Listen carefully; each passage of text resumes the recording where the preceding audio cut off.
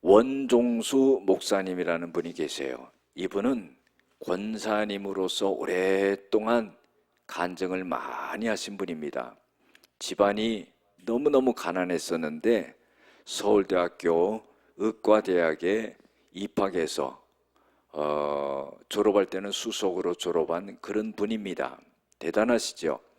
그런데 이분은 공부를 할 때 어떻게 공부를 했냐면은 내가 세상의 학문을 하기 전에 하나님의 말씀을 먼저 읽어야 되겠다 그래가지고 과목이 바뀔 때마다 성경을 몇 장을 읽고 그 다음에 이 과목을 공부하고 다른 과목을 공부할 때 또 하나님의 성경을 몇 장 읽고 그 과목을 공부하고 그래서 하나님께서 지혜를 주셔가지고 시험을 보려고 하면은 그게 다 떠오른대요.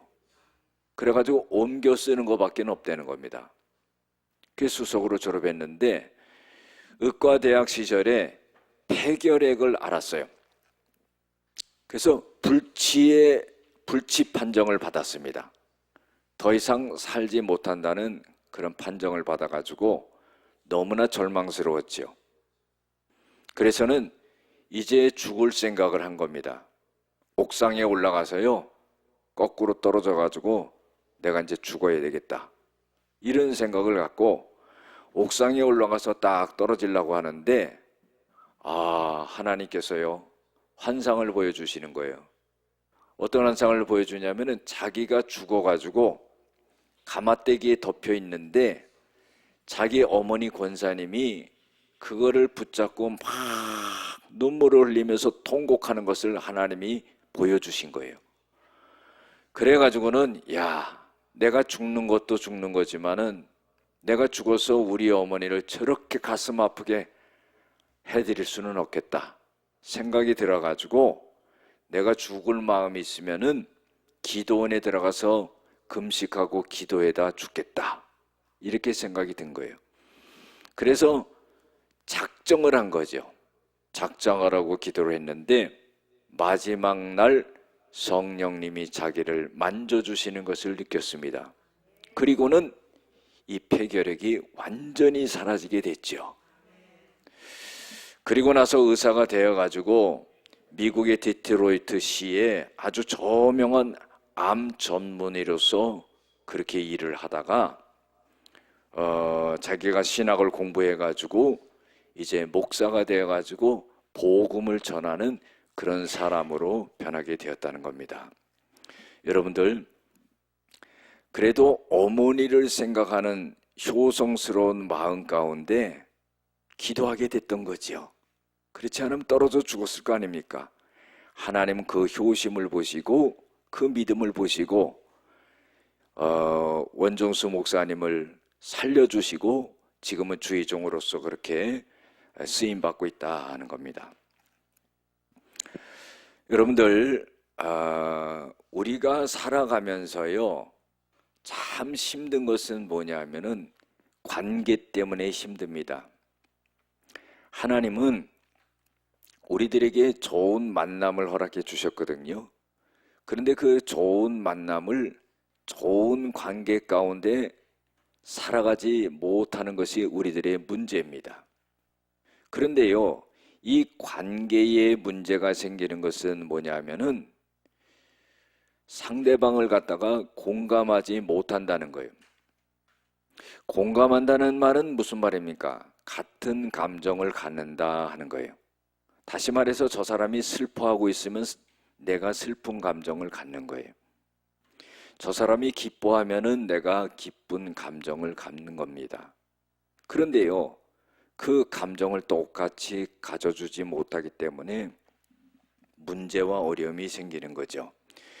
여러분들, 공감이라는 것은 감정이라는 영혼의 색깔을 보게 한다 그랬어요.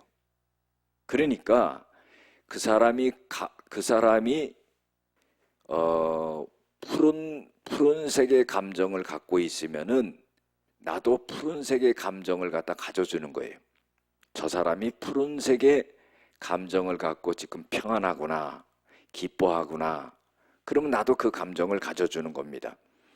저 사람이 붉은색의 감정을 가지면은요, 아, 저 사람이 지금 참 어려움에 있고, 그런 상황 속에 있는구나. 그래서 나도 붉은색의 감정을 가져주는 겁니다. 그때 공감을 할 수 있게 된다 하는 거죠. 그러면 얼마나 관계가 좋아지겠습니까? 저 사람은 슬퍼하는데요, 나는 지금 슬퍼하지 않는 거예요. 그럼 공감하지 못하는 거죠.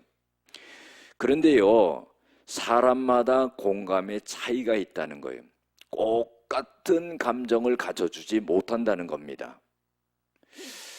이것은 뭐냐면은 내가 그 사람과 똑같은 공감을 가져주지 못하는 것은 그 사람을 대하는 감정의 태도가 다르기 때문이다 하는 거예요.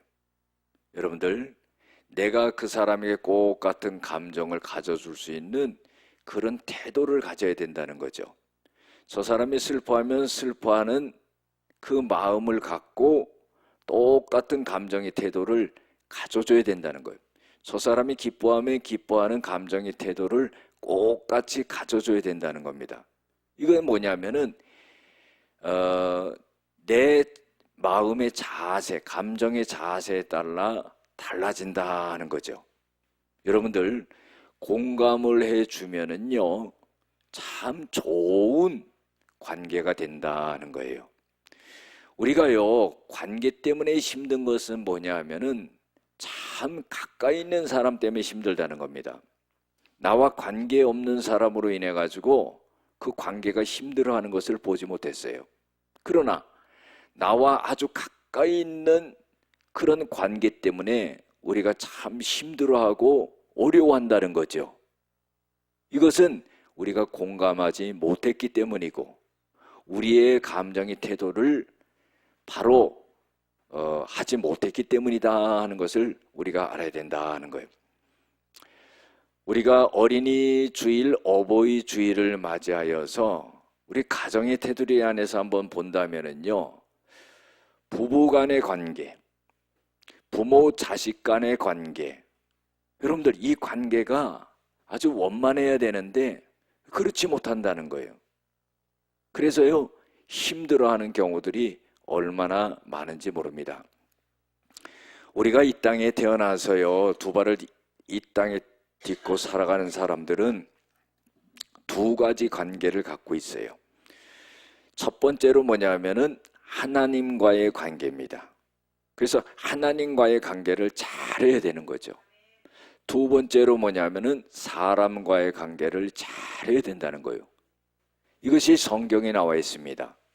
그래서 부모 자식 간의 관계를 잘해야 되고 이웃 간의 관계를 잘해야 되고 하는 것이 말씀을 통해서 우리들에게 교훈하고 있죠. 특별히 오늘은요, 부모님에게 어떻게 해야 되느냐 하는 것을 말해주고 있습니다. 오늘 성경에 보면은 너희 부모에게 순종하라 하는 거예요. 부모님의 말씀을 잘 따라라 이 말이죠. 이것이 옳은 일이다 하는 겁니다. 왜냐하면요, 부모님이 자식에게 말해주는 것은 잘못된 길을 제시하지 않기 때문이죠. 부모님은 자녀들에게 올바른 길을 제시하기 때문에 그 말씀을 잘 따라서 행해야 된다는 거예요. 그 다음에요, 네 아버지와 어머니를 공경하라. 이것은 약속 있는 첫 계명이다 그랬어요.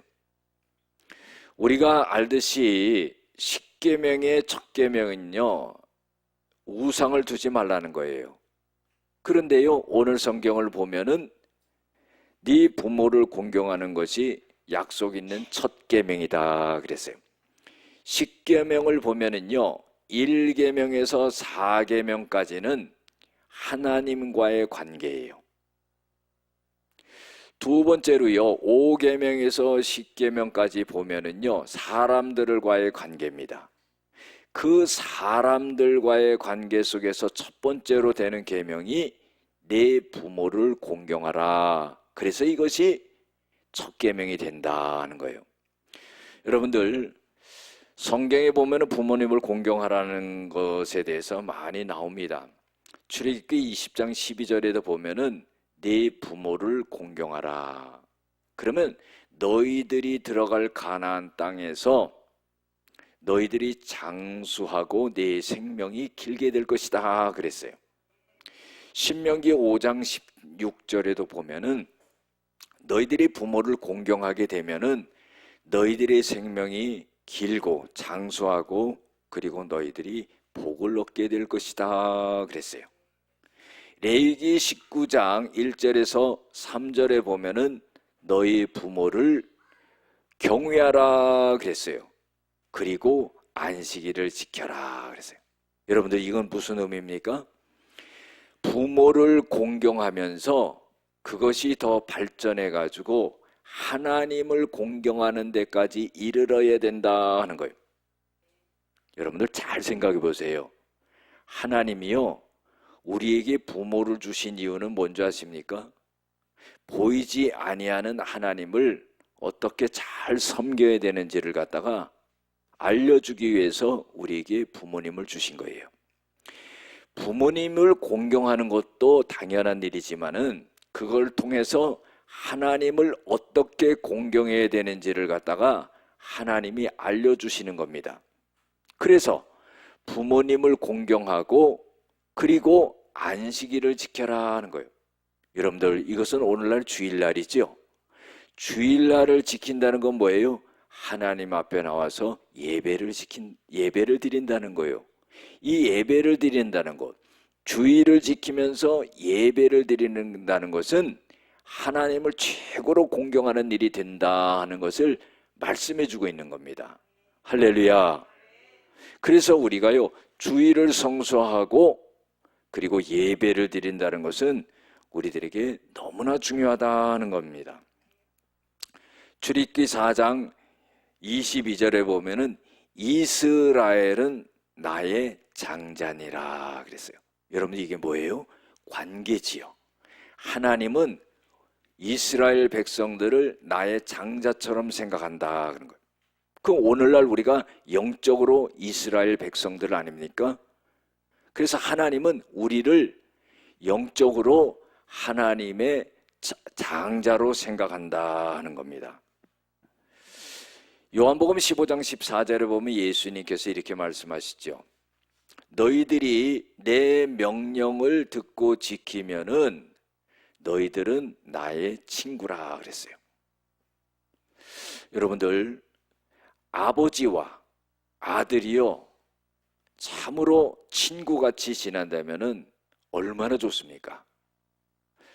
자, 보세요. 어머니가 어렸을 때부터 딸을 길렀는데 딸이 성장했어요. 그러니까요, 둘이 같이 영화 구경도 가고 쇼핑도 하고 그러는데 너무나 다정해요. 어떻게 다정하느냐? 친구 같다는 거예요. 여러분, 이거 얼마나 격이 없습니까? 아브라함을 하나님이 나의 벗이라고 그랬죠. 여러분들, 하나님과 어떻게 친구가 돼요? 여러분들, 예수님과 어떻게 우리가 벗이 될 수 있습니까? 그것은 하나님의 명령, 하나님의 말씀을 잘 따라 지키면은 바로 친구가 된다 하는 거예요. 관계가 그렇게 된다 하는 겁니다. 그래서 오늘 성경에서 말하고 있는 것은 뭐냐면은 부모님에게 순종하고 부모님에게 공경하라. 이것이 효를 다하는 일이다. 3절에 보면은 그래서 너희들이 잘 되고 땅에서 장수하게 되는 그런 역사가 일어나게 된다 하는 것을 말씀하고 있는 거예요. 여러분들, 예수님께서요, 십자가에 매달렸을 때 요한복음 19장 26절에서 27절에 보면은 예수님이 사도 요한 보고 이렇게 말합니다. 요한아, 봐라, 너희 어머니다 그래요. 마리아를 가리키면서 그렇게 말합니다. 마리아에게 뭐라 그러면 보십시오, 당신의 아들입니다, 이렇게 말해요. 예수님이 십자가에 돌아가시니까 당신의 육신의 어머니를 이제 요한에게 맡겨드리는 거예요. 예수님이 이 말씀을 하셨을 때 요한이 이제 자기 집으로 마리아를 모시니라 그랬어요. 이게 뭡니까? 효를 다하는 거죠. 예수님은 돌아가시기 전에 마리아를 걱정한 거예요. 그래서 우리들에게 본을 보여주신 거죠. 자, 자녀들은 부모님의 말씀에 순종하고 공경해야 되고, 또 부모님은 자녀들에게 어떻게 해야 되느냐? 4절에 보면은 아비들아 너희 자녀를 노엽게 하지 말고 오직 주의 교훈과 훈계로 양육하라 그랬어요. 여러분들, 자녀들이 부모님을 노엽게 하지 말라 이런 말은 이해가 되는데요, 부모가 아비가 자녀를 노엽게 하지 말라 하는 말은 이해가 안 될 수가 있어요. 그런데요, 이 말씀을 깊게 들여다보면은요, 이 안에는 자녀를 사랑하는 마음이 있다는 거예요. 내 감정대로 다루지 않고 자녀를 깊게 사랑하는 마음이 있기 때문에 그 사랑하는 마음을 갖고 자녀들을 노엽게 하지 말라 하는 거예요. 여러분들, 내가 낳았어요, 부모가 낳았어요, 내 자식이에요, 내 마음대로 해요, 내 감정대로 해요, 이렇게 해서는 안 된다 하는 거예요. 오직 주의 교훈과 훈계로 양육하라, 하나님의 말씀으로 양육하라 하는 거예요. 우리가요, 잘 아는 그 부활이라는 그룹이 있어요. 노래 잘하는. 거기에 김태원이라는 분이 있습니다. 한 번씩 텔레비에 다 보셨을 거예요. 근데 그분이 노래도 잘하고 기타도 잘 치고 작곡도 잘해요. 그런데요, 이분이 어떻게 해서 음악을 하게 됐냐면은 학교 다닐 때 전교에서 1, 2등 하는 그 자기 친구가요, 음악하는 데를 같이 가자고 그 자기한테 제안을 한 거예요. 그 자기는요 뭣도 모르고 그 친구를 따라갔는데, 그때의 음악하는 사람들을 보면서 자기가 음악을 해야 되겠다 이런 생각을 해가지고 성공을 하게 된 거예요. 그런데요, 그때의 자기를 데려갔던 그 공부 잘하는 전교에서 음악 1, 2등 하는 그런 친구는 아버지가요 음악하는 길을 막은 거예요. 그래가지고는 기타를 치고 기타를 집에 갖다 놓으면 기타를 부시고요, 몇 번을 그런다고. 그래서 그 길을 갈 수 없게 됐다는 겁니다. 근데 결국은요, 그 친구는 이것도 안 되고 저것도 안 됐다는 거예요. 여러분들, 부모가 자식을 보장할 수 없는 거예요. 그리고 책임질 수 없는 겁니다. 그렇기 때문에 하나님께 맡기는 것이 중요하다는 겁니다. 여러분들, 부모와 자식과의 관계는요, 이 원망의 관계가 돼서는 안 돼요. 사랑의 관계가 돼야 됩니다. 어떤 딸이요, 나이가 많이 들었어요. 어머니는 노모가 됐습니다. 그런데요, 이 딸이 어머니한테 요청을 하는 거예요. 뭐로가 요청을 하냐면은, 나 자랄 때 어머니한테 너무나 구박을 많이 받아가지고 나 상처가 됐습니다. 이렇게 말하는 거예요. 그러면서 어머니 나한테 사과하세요 그러는 거예요. 그러니까 이 어머니가 하는 말이요, 내가 이 나이 들어서 너희들을 기르라고 그렇게 애를 썼는데, 내가 힘없고 이렇게 나이 많고 늙었는데 나보고 사과하라 그러냐, 이렇게 나오는 거예요. 여러분들, 정말로 어떻게 해야 되겠습니까? 자식도 그렇고 부모도 그렇고요, 부모가 자식을 사랑하고 자식이 부모를 사랑한다면은 여러분들, 어느 한쪽에서 이것을 깊게 이해하는 게 필요하지 않겠어요? 부모가요 자식을 깊게 사랑한다면은 자존심을 내세울 필요가 없지요. 네가 그렇게 자랄 때 그런 상처를 받았냐, 엄마는 너희들 기르기 위해서 너무나 힘들어서 그랬는데 미안하다. 여러분들, 이 말 한마디 하기 힘듭니까? 우리가요 자존심이 있고 자존감이 있지요. 자존심은 자기를 생각하는 거예요. 자존감이라는 것은 상대를 생각하면서 스스로 자기를 높일 수 있는 기회를 갖는 게 자존감입니다. 우리가요 예수의 사랑을 받고 살아간 사람들이라면은 자존심이 아니라 자존감을 가질 수 있어야 돼요. 자녀 입장에서도 마찬가지라고 생각합니다. 서운한 것만 생각하지 말고요. 그 어려웠던 시절에 부모가 자기를 길러준 것에 대해서 깊게 생각을 한다면은 그런 요청을 하지 않을 수가 있는 거죠. 여러분들, 어떻게 해야지 정말로 그 관계를 회복할 수 있느냐?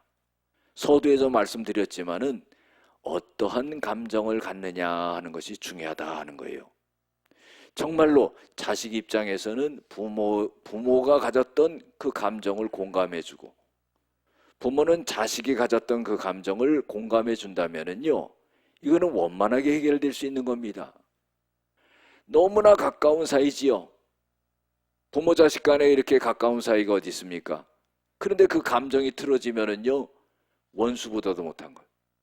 원수보다도 더한 거예요. 이게 얼마나 힘든 거예요. 여러분들, 그리스도 안에서 하나님의 사랑을 받은 우리라고 하면은 정말로 공감하는 감정을 갖고 그 관계를 잘 회복할 수 있는 그런 믿음의 사람들이 되어야 된다 하는 거예요. 할렐루야.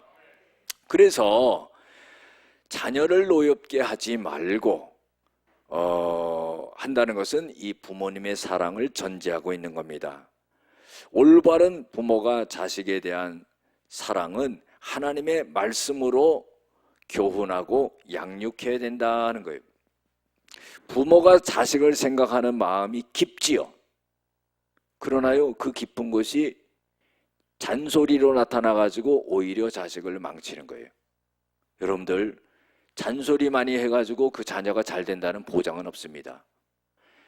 아무리 자녀가 힘들게 하고 사고를 치고 한다 할지라도 부모가 묵묵히 기도해 주면은 그 자녀는 훌륭하게 될 수 있어요. 보이는 대로 잔소리를 해가지고는 그 자녀는 훌륭한 인물이 될 수가 없는 겁니다. 그래서 자신의 생각을 내려놓고 부모로 할지라도 하나님의 말씀으로 항상 양육할 수 있는 그런 것이 필요하다 하는 거예요. 신명기 6장 7절에 보면은 이런 말씀이 있습니다. 너희들은 자녀를 부지런히 가르치라는 거예요. 그래서 집에 앉았을 때든지 일어났을 때든지 누웠을 때든지 길을 갈 때든지 언제든지 하나님의 말씀으로 양육하라 하는 거예요. 여러분, 내 생각으로, 내 지식으로, 내 경험으로, 내 철학으로 가르치지 말라는 거예요. 그거 완벽하지 않거든요. 그거는 단지 참고로 할 수 있는 거죠. 그러나 하나님의 말씀으로 양육하면은 이거는 완전한 거예요. 자, 디모데 후서 3장 16절 17절에 보면은 모든 성경은 하나님의 감동으로 된 것으로 교훈과 책망과 바르게 함과 의로 교육하기에 유익하니 그랬어요. 이게 얼마나 귀한 말씀입니까? 하나님의 말씀으로 모든 것을 교육할 수 있다 하는 그런 말씀이에요. 요한 3서 4절에 보면은요, 내 자녀들아 너희들이 진리 가운데에 행한다는 것을 들으니 이보다 더 기쁜 일이 내게는 없도다 그랬어요. 이게 뭐예요? 하나님의 말씀 가운데 행한다는 것을 들을 때 더 기쁜 일이 없다 하는 거예요. 여러분들, 그래서요, 부모와 자식 간에 항상 부모를 갖다가 말씀을 순종하고 부모님을 공경하고 또 자녀들에게 대해서 내가 낫다고 내 마음대로 하지 않고 그 자녀들을 하나님의 말씀으로 교훈하고 훈계하고 가르치며 할 때 하나님께서는 부모 자식 간의 훌륭한 그런 관계로 회복시키고 하나님이 축복해 주시는 줄로 믿습니다.